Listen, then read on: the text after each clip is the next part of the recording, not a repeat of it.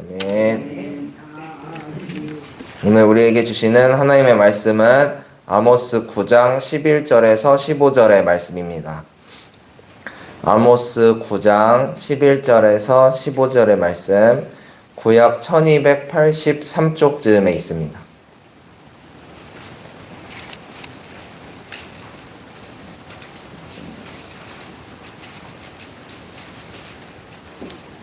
아모스 9장 11절에서 15절의 말씀입니다.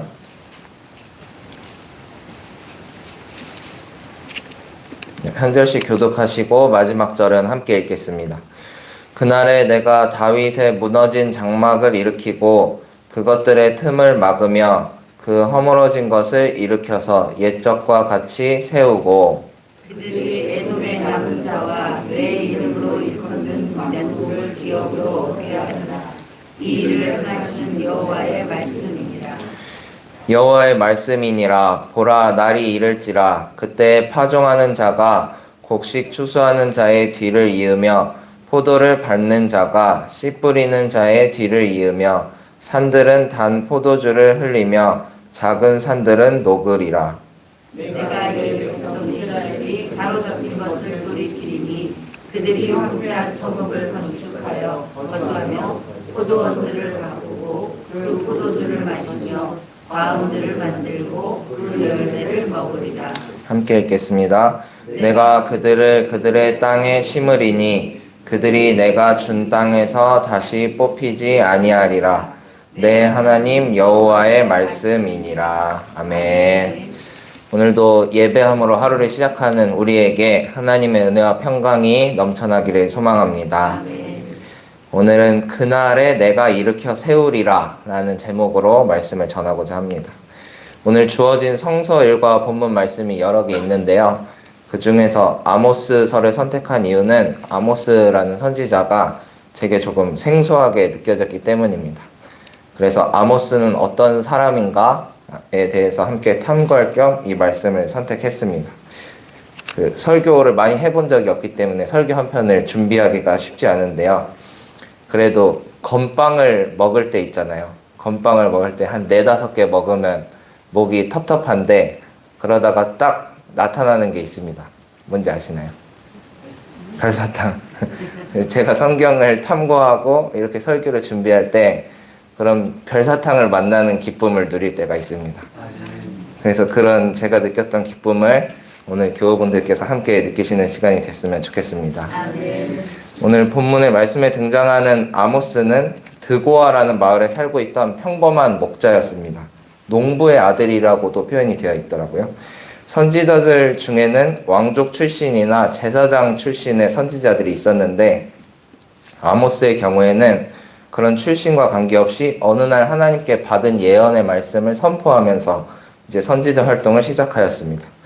아모스는 그렇게 하나님의 뜻에 따라 북이스라엘로 파송된 선지자였습니다. 아모스가 활동했던 시기는 여로보암 2세라는 왕이 북이스라엘을 통치하던 시기였고 이때가 솔로몬 이후에 북이스라엘의 최고 번영기였다고 합니다. 경제적으로나 정치적으로 모든 것이 최상의 상태를 유지하고 있었습니다. 하지만 외적인 번영은 곧 영적 빈곤을 불러왔습니다.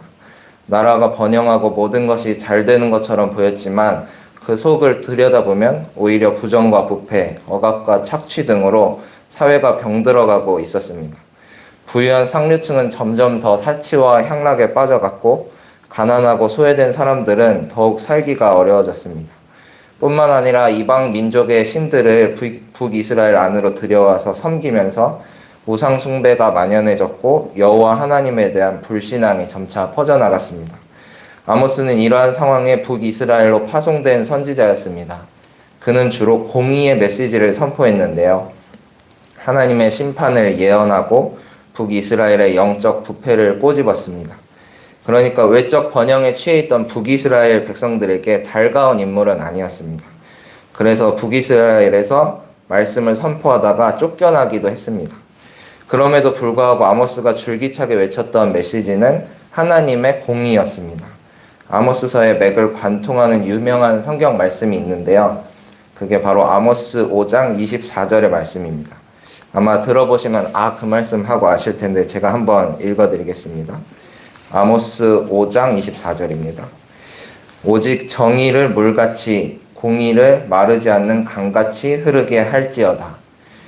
여기서 정의, 미시파트는 사법적인 정의를 의미합니다. 바르고 진실한 재판, 엄정하고 사심 없는 재판을 뜻합니다. 그리고 공의, 체다카는 조금 더 큰 의미로 사랑에 기반한 하나님의 공의, 하나님의 의로우심을 의미합니다. 이렇듯 정의가 물같이 공의가 마르지 않는 강같이 흐르게 하라는 하나님의 말씀입니다. 물은 우리 몸에 없어서는 안 될 물질이죠. 그리고 강도 우리 생활에 항상 가까이 있어야 할 요소입니다. 그렇듯이 정의와 공의도 필요에 따라서 내세울 것이 아니라 마르지 않는 강같이 항상 역동적으로 살아있어야 합니다. 하나님께서는 외적 번영을 이루었지만 영적인 빈곤을 경험하고 있는 북이스라엘 백성들에게 정의와 공의가 계속해서 흐르도록 하라 하고 명하고 계십니다. 이러한 하나님의 말씀이 오늘날 우리 사회에서도 실현되기를 소망합니다. 자기의 이익보단 사랑에 관심을 두고 나의 안위보다 소외된 자들의 필요를 염려하는 우리가 되었으면 좋겠습니다. 아모스서에는 이렇게 하나님의 공의와 북이스라엘에 대한 심판을 예언하는 이야기로 그 맥락을 이어갑니다. 계속해서 하나님의 공의는 이러한데 너희들은 잘못을 저지르고 있고 이로 인해 곧 심판을 받게 될 것이다 라는 메시지를 전하고 있는 것이죠. 그러다가 오늘 본문의 말씀 9장 11절에서 15절이 등장합니다. 이 말씀은 아모스가 보았던 환상의 일부인데요. 좀 마치 다른 책을 떼어다가 붙여놓은 것처럼 10절부터 11절로 이어지는 그 문맥이 조금 매끄럽지 못합니다. 10절까지만 해도 모든 죄인은 칼에 죽으리라 라고 하면서 심판의 메시지를 이어갔는데 11절에서 갑자기 그날에 라고 표현하면서 어떤 반전의 내용이 등장할 것을 암시합니다. 계속해서 심판의 메시지를 전하였었던 것과 달리 이제 11절부터 마지막 15절까지는 이스라엘의 구원과 회복을 예언하고 있습니다.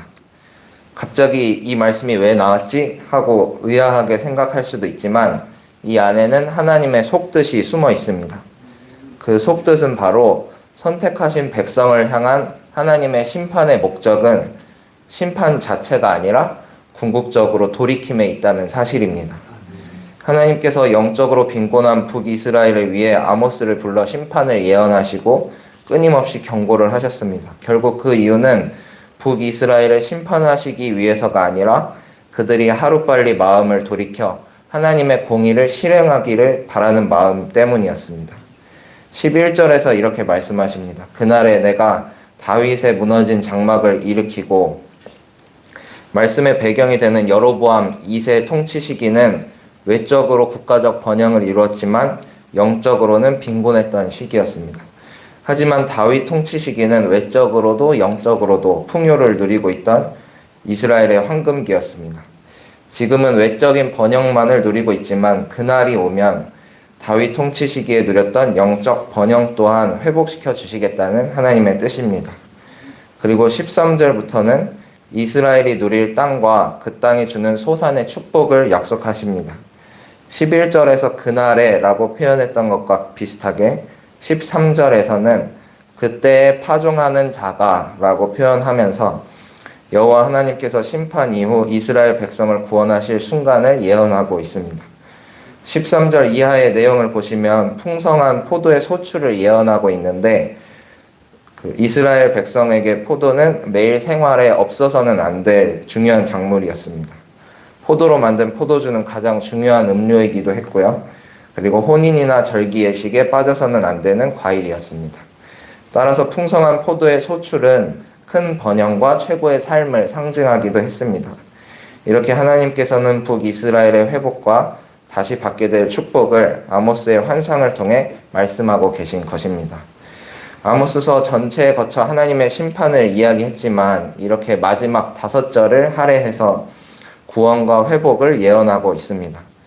9장 마지막에 이르기 직전까지 아모스가 하나님의 심판에 대해서 이야기했던 이유는 그만큼 북이스라엘 백성들의 뿌리 깊은 죄악에 북이스라엘 백성들이 뿌리 깊은 죄악에 사로잡혀 있었기 때문입니다.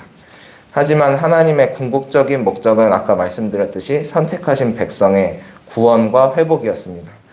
그리고 하나님께서는 끝내 당신의 사랑을 드러내시면서 아모스서를 마치고 있습니다. 하나님께서는 늘 이렇게 우리를 구원과 회복으로 이끌어 주십니다. 하나님은 항상 그 목적을 가지고 우리와 관계를 맺어 주십니다. 그러한 사랑에 반응하며 살아가는 우리가 되었으면 좋겠습니다. 비록 북이스라엘 백성은 자신들의 영적 빈곤을 깨닫지 못했지만 우리는 물질적 풍요보다 영적 풍요를 소망하며 살아가기를 소망합니다. 그렇게 살아갈 때 주님께서 주님의 뜻대로 우리를 구원과 회복의 길로 인도하여 주실 줄로 믿습니다. 기도하시겠습니다.